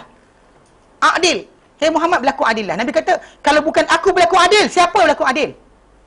Tapi kita faham, pasal kalau bukan Rasulullah yang berlaku adil, siapa lagi? Kerana baginda SAW dipandu dengan wahyu. So mana boleh ada kebarangkalian baginda SAW dipandu dengan wahyu, tiba-tiba baginda tak berlaku adil? Mana boleh kita cakap macam tu? So para sahabat, jumhur para sahabat diam. Para sahabat Nabi SAW ada sifat banyak yang diam bila berlaku apa-apa. Pasal Nabi jadi tegur oleh Al-Quran. Macam kisah bila Nabi semayang silap, Nabi SAW terlupa. Nabi semayang 4 rakaat, semayang 2 saja. Yang dalam ramai-ramai yang ada tu, semua diam. Abu Bakar ada dalam tu, Omar ada dalam tu. Tapi semua senyap. Yang bertanya seorang lelaki yang digelar dengan Zul Yadain. Dia angkat tangan, dia kata, ya Rasulullah. Nah orang macam biasa badui lah. Dia angkat tangan. Dia kata, aku siratus solat amnasid, semayang dipendekkan ke kau lupa? Nabi kata apa? Semayang tak dipendekkan. Aku tak lupa. Betul ke apa Zul Yadain cakap? Lepas tu, para sahabat angguk. Nabi terus bangun. Macam tu yang kita kata, para sahabat yang besar, senyap. Tak, dia tegur. Omar tak bercakap, Ali tak bercakap, Osman tak bercakap, Abu Bakar tak bercakap, semua tak bercakap. Faham tak? Jadi konsep ini kena jaga betul-betul. Jadi yang Zul Khuwaisirah yang dalam tu yang kata, "Hey Muhammad, berlaku adil lah" tu. Berlaku adil lah. Nabi kata, siapa berlaku adil kalau bukan aku? Kemudian Nabi kata apa? Rahimallahu Musa. SWT rahmati Musa. Dia telah disakiti lebih teruk daripada ini. Dia kisah kita, disakiti Musa lebih teruk daripada ini. Yang kita Musa AS kena lebih teruk. Dengan sebab itu, apa yang baginda SAW baca, apa sampai diterima daripada ayat ini, ayat yang ke-5, adalah pujukan kepada Allah, daripada Allah Ta'ala kepada baginda SAW supaya bersabar. Kesakitan ini diberikan oleh orang-orang yang daripada kaum baginda sendiri ataupun daripada musuh apa yang luar daripada kaum baginda. Allah Ta'ala suruh baginda bersabar. Okey. Walihadza qala, kerana ini baginda bersabda, rahmatullahi ala Musa. Rahmat Allah Ta'ala ke atas Musa. Laqad udhiya bi aktsari min hadza fasabara. Dia telah disakiti dengan lebih daripada ini, lalu dia bersabar. Itu yang hadis yang kita sebut adalah yang kisah berlaku pada perang Hunain, Nabi sebut macam tu. Rahmat Allah Ta'ala ke atas Musa, sesungguhnya dia telah disakiti lebih teruk daripada ini, berbanding ini. Dan dia bersabar. Sabar, serius. Kalau kita lama dah kan, orang ulang 3-4 kali, ustaz banyak yang merajuk. Ustaz sepah merajuk. Orang tak kelas lari. Tak kelas aku, tak nak apa, tak lari kan. So konsep dia jangan merajuk. Ya, merajuk tu orang tak nak belajar sudahlah. Tapi merajuk tak boleh, dan Islam tak dibenarkan. So, merajuk kita nak merajuk dengan siapa? Masalah kita bukannya pasal dalam masalah menyampaikan agama itu ada tanggungjawab kerana Allah Taala berikan anda ilmu. Sampaikanlah. Orang tak suka tak kisah. Kan? Kalau dia kata orang tangkap, tak apalah. Orang tak bagi bercakap. It's okay. Tulislah buku pula. Faham tak? Dia kadang-kadang jangan terikat, jangan jadi macam apa? Tersekat dengan benda ni. Tak boleh berdakwah dah. Kan YouTube ada. Pakailah YouTube. Apa masalah dia? Dan kalau rasa kena tangkap kat Malaysia, pergi kat London. Kan? Tak banyak kan kita tengok orang luar negara kan pergi tangkap kat London, edarkan. Tak ada masalah, buat je lah. Kadang-kadang benda macam ni, kita kata konsep yang kadang-kadang macam limited. Tak ada orang, tak ada siapa sekat pun. Cara ataupun kaedah tadi berbeza, banyak. Gunakan. Jangan asyik merajuk kerja, tak ada kerja lain. Student merajuk pun ada juga. Yang ustaz merajuk tu benda lain, student merajuk pun ada juga. Kan? Ustaz tergarang lah, ustaz tu marah aku lah. Asyik aku je kena kan. Itu masalah juga. Jadi konsep ni kena jaga. Pasal dalam masalah apa dakwah. Dakwah kalau kita menyampaikan kepada orang tu salah, kita tegur dia. Dia tak dengar. Jangan rasa kecil diri. Maksud tak dengar tadi maksud dia Allah Taala tak bagi dia mendengar, tak apalah. Sampai pada orang lain pula. Kalau orang tak dengar, tak ada masalah. Pasal anda tidak diwajibkan untuk bagi manusia dengar. Anda diwajibkan untuk menyampaikan sahaja. Benda yang salah tegur. Dah. Habis cerita. Tak dengar tak ada hal. Jangan putuskan sahabat. Jangan pula buang orang tu, menyampah aku. Kau jangan datang rumah aku lagi. Kan? Tak dengar aku punya ajaran, kau jangan datang rumah aku. Mana ada macam tu? Kan? Kecuali kalau dia kata orang tu menolak Nabi SAW dengan jelas-jelas nyata. Tapi masyarakat kita sekarang ni banyak yang jahil. Tak tahu apa itu sunnah. Tak tahu apa itu bid'ah. Dan kita tak perlu marah. Jangan marah. Jangan gunakan marah sebagai agenda kita. Kalau orang tak dengar dan tak ada masalah, sampaikan saja. Mungkin satu masa nanti dia akan tersedar. Terlintas dalam kepala dia apa kita cakap hari ni. Mungkin hari ni, mungkin esok, mungkin lusa. Hari ni kita cakap, dia tak dengar, tapi satu masa nanti mungkin terdetik dalam hati dia, betul lah yang macam ni, aku pernah dengar dahulu. Mungkin sekali kan. Benda-benda macam tu kita ada ajaran ataupun peringatan tadi bukan sekarang. Anda disuruh menyampaikan, tidak disuruh mengubah. Tidak disuruh mengubah. So itu sebab kena para anbiya kita kata mempunyai kesabaran yang ajaib. Pasal mereka tak berhenti berdakwah sehingga Allah Ta'ala suruh berhenti. Kita, orang tak dengar sekali, sekarang cakap dah. Kan? Adik ipar saya cakap dah tak dengar. Abang ipar saya cakap tak dengar. Relax lah. Bukan masalah tu. Sampaikan je. Senyum, ajak makan. Kan? Time tak ada bincang dengan tu, tak usah bincang. Time lain kalau dia kata bincang, abang usah bincang. Dengan tanpa marah. Tak boleh ke? Dia mesti geram tu. Geram saya. Dia tak dengar cakap saya. Itu yang kadang-kadang ada rosaknya orang datang belajar yang sentaklim ni. Bila mana apa? Dia datang untuk belajar berdebat. Dia cari kita pada ustaz-ustaz hujah. Macam nak patahkan hujah orang ni. Kita kepak macam mana Belanda kan. Macam nak patahkan kan. Silang ke, kan, lurus ke. Apa cara nak patahkan hujah? Tak boleh. Itu bukan cara dia. Bahkan dalam hadis Nabi SAW. Nabi kata man ta'allama ilman, masa belajar satu ilmu dalam Sunan Tirmizi, liyujari bihil ulama, supaya dapat berteman dengan ilmu tadi, dapat bersaing bersama-sama, duduk bersama-sama dengan para ilmuwan. Waliyumari bihi sufaha, dan dia belajar ilmu tadi supaya dia berdebat dengan orang-orang bodoh. Dakhalan nar, dimasuk neraka. So itu sebab kenapa yang kita ihtisab, mengharapkan pahala Allah Ta'ala, ganjaran Allah Ta'ala tu penting. Jangan salahkan, jangan rosakkan niat kita, kerana dia akan menjadikan masalah pada kita nanti. Wa fihi, dan dalamnya nahyun lil mu'minin, adalah larangan bagi orang-orang beriman an yanalu minan nabi, daripada mereka apa? Mengenakan kepada Nabi SAW, au yuwassilu ilaihi adha, atau menyampaikan kepada baginda SAW, mengenakan baginda atau menyampaikan kepada baginda sebarang kesakitan, sama ada dengan kata-kata atau perbuatan, perlakuan dan sebagainya. Ini kena betulkan balik berkenaan kisah. Ada apa? Ada sahabat yang nak apa? Nak kisah dengan Nabi. Ini ada dua hadis. Hadis yang sahih ada. Yang sahabat Nabi SAW tengah berbaris tu, dia nak buat Nabi SAW apa macam pukul dia. Lepas tu bila Nabi kata sekian, okey, Nabi kata ulur balik, dia buka, dia peluk perut dia. Yang kisah yang bohong adalah yang dia kata Nabi nak mati beberapa hari, kemudian Nabi bangun, Nabi kata barang siapa aku pernah sakiti maka berilah sekian. Itu bohong. Tak ada hadis, tak ada, tak sahih pun. Yang sahihnya yang dalam peperangan Badar. Tengah-tengah beratur tu, Nabi ni kan, ni dia kata sakit. So Nabi kata balas balik. Ketika dia peluk. Nabi kata kenapa kau buat? Aku nak kalau boleh benda terakhir berlaku padaku hari ini adalah apa?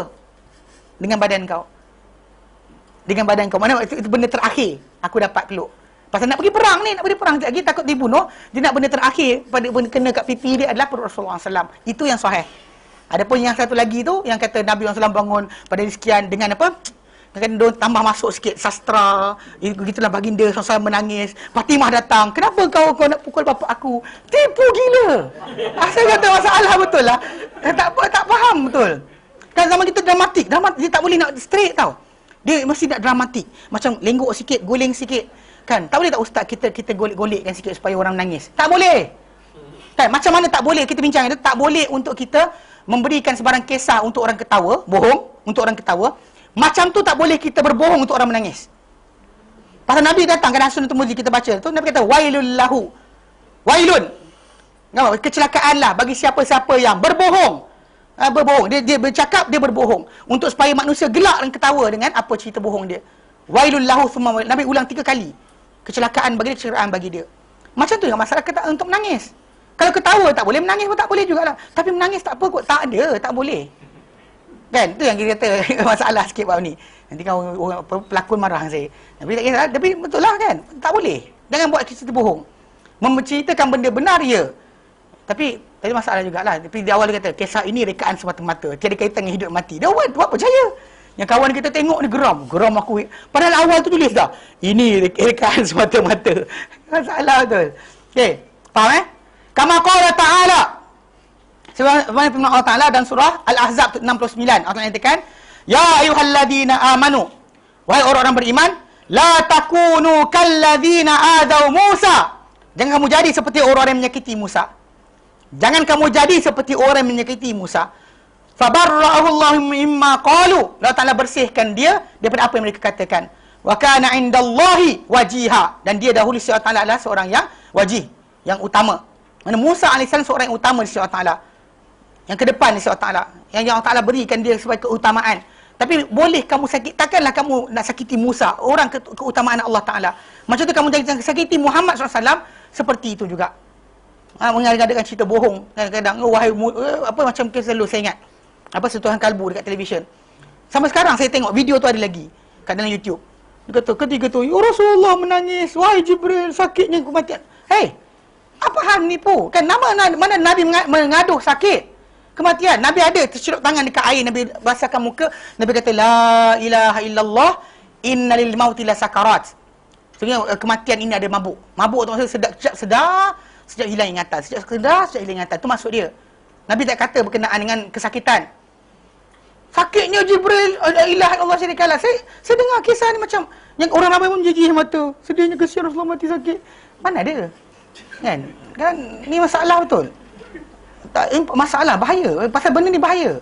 Once kita start menipu, dan takkan boleh berhenti.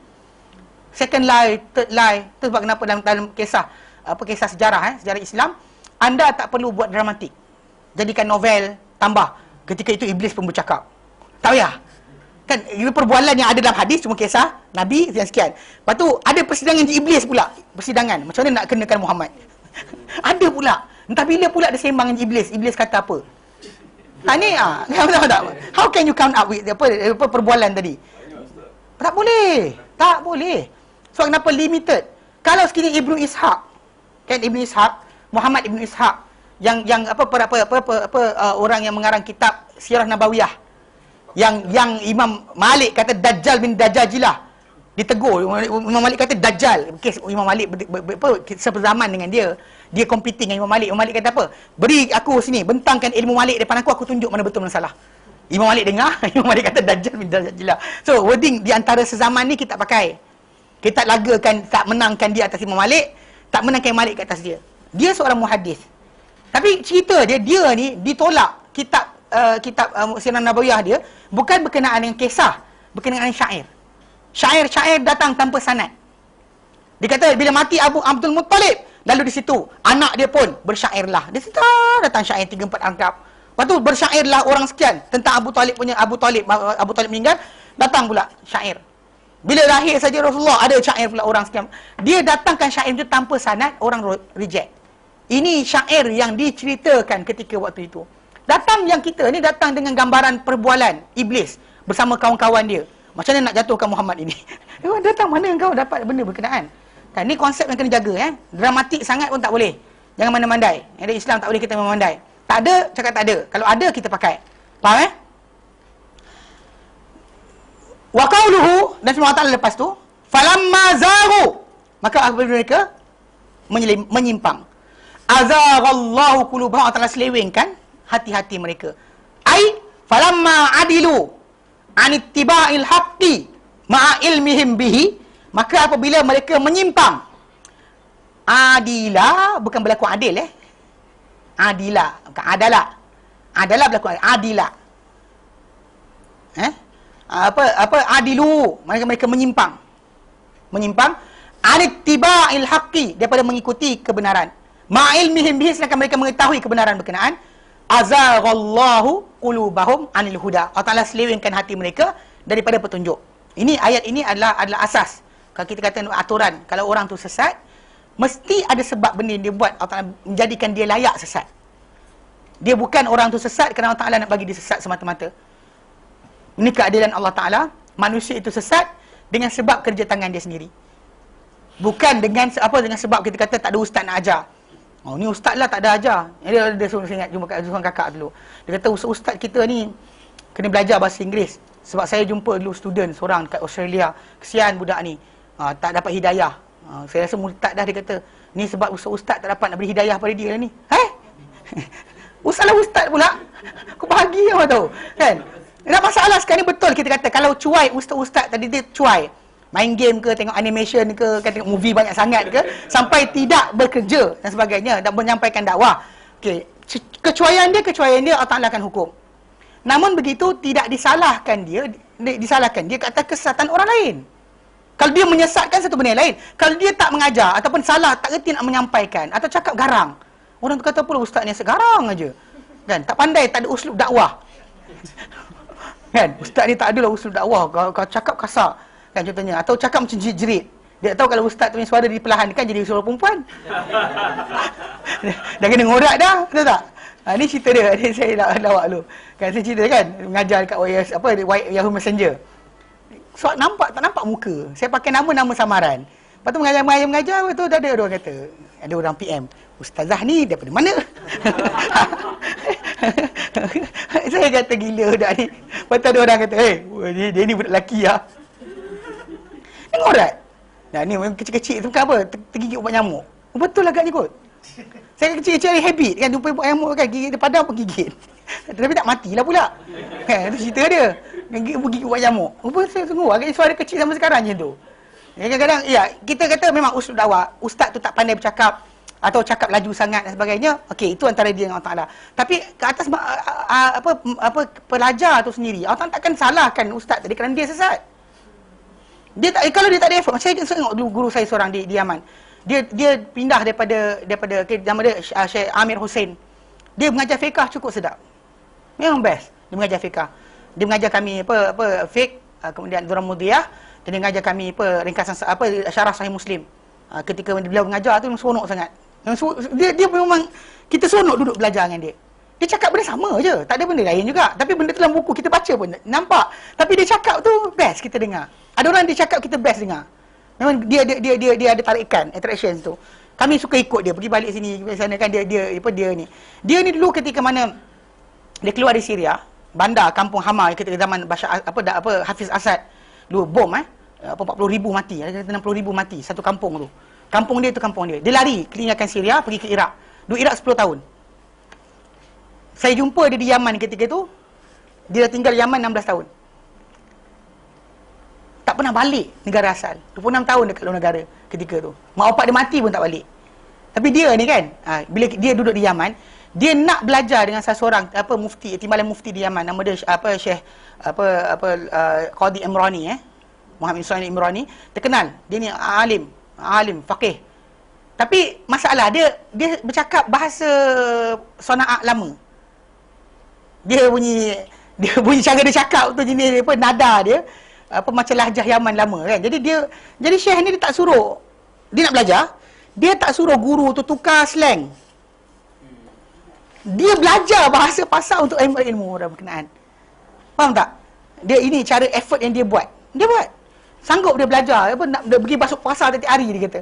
Nak fahamkan bahasa Arab pasar ni supaya sampai bila guru tu mengajar tadi dia faham.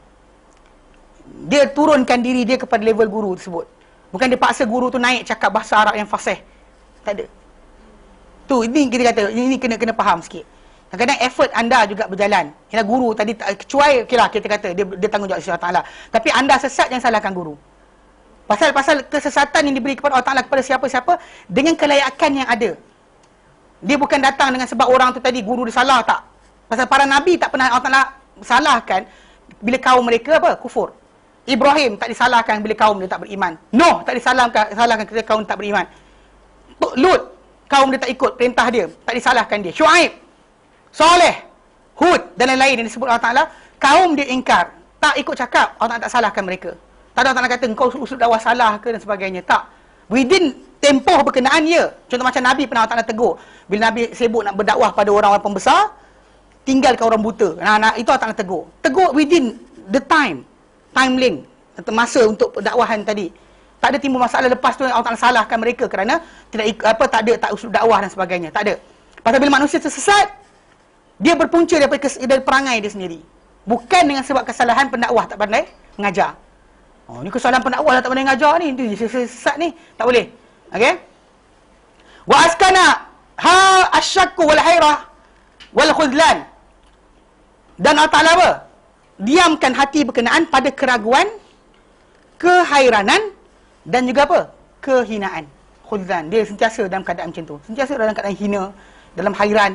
Hati itu tetap dalam keadaan berkenaan.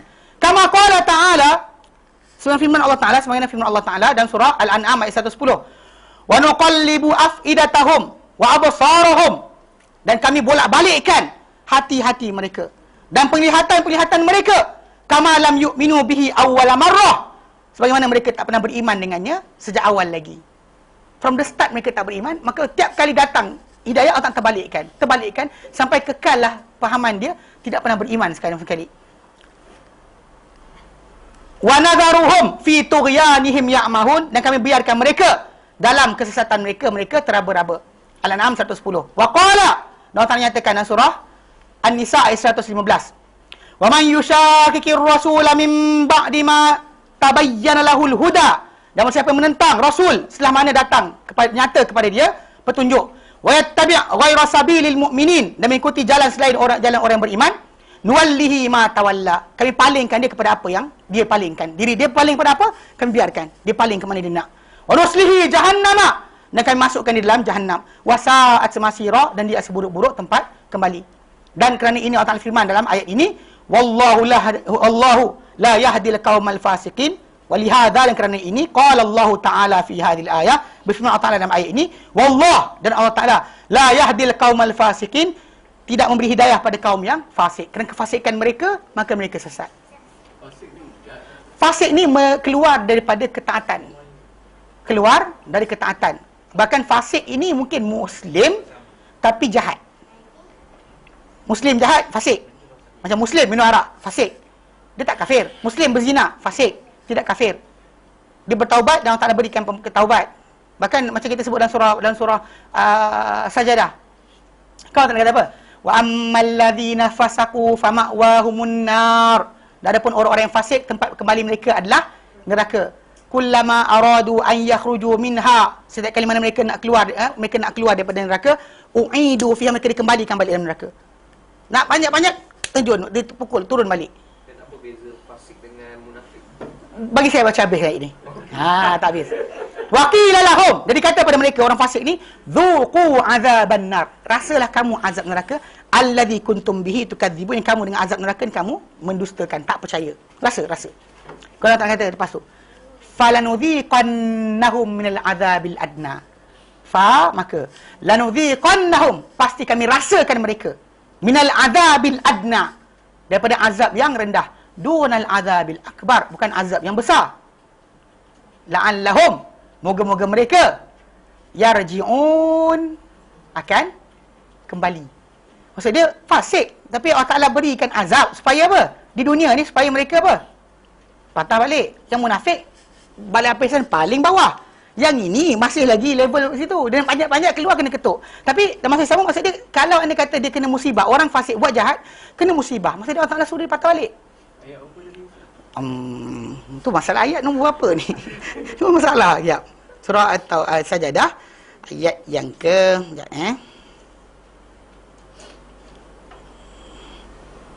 Surah Sajadah, surah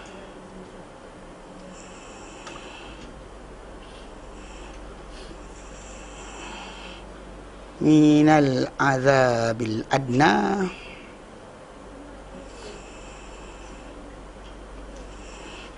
Okey, walanudhiqannahum ayat yang ke-21. 20 dan juga 21.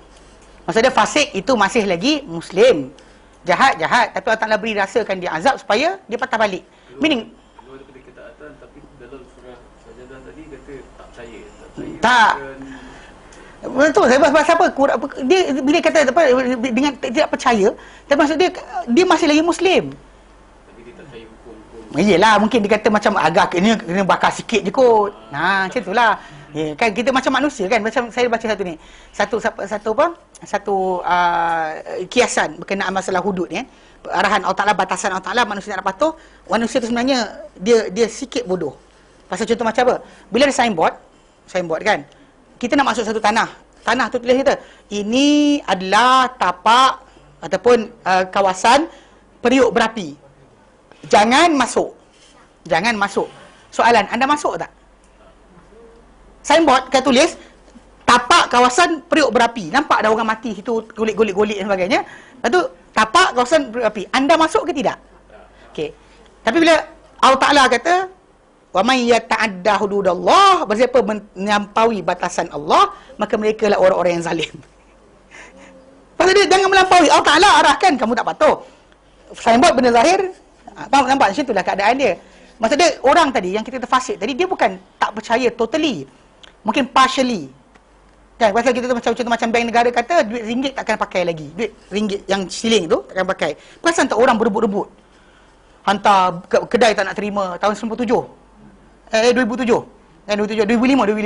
dahulu kan, kelang kabut. Lepas tu macam tu IC, siapa tak tukar IC akan didenda. Pukul 3 pagi beratur dekat depan Jabatan Pendaftaran Negara ke Putrajaya, ada gambar tangkap. Okey. Itu bila arahan kerajaan lah. Yang kita kata ada untung dan rugi.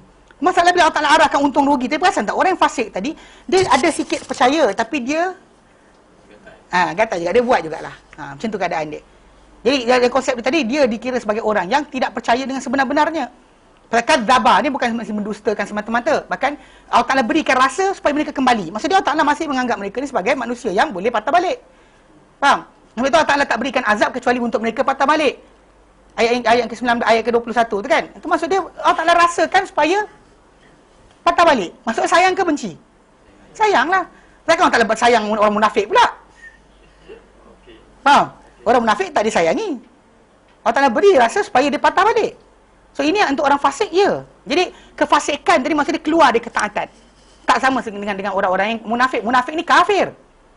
Mereka mendakwa diri beriman tapi tak beriman pun. Jelas? Ya, baik, kita berhenti kat sini. Nanti kita sambung ayat yang ke-6. Wallahu a'lam. Wassallallahu ala sayyidina Muhammad wa sallam walhamdulillahi rabbil alamin. Assalamualaikum warahmatullahi wabarakatuh. Assalamualaikum warahmatullahi taala wabarakatuh.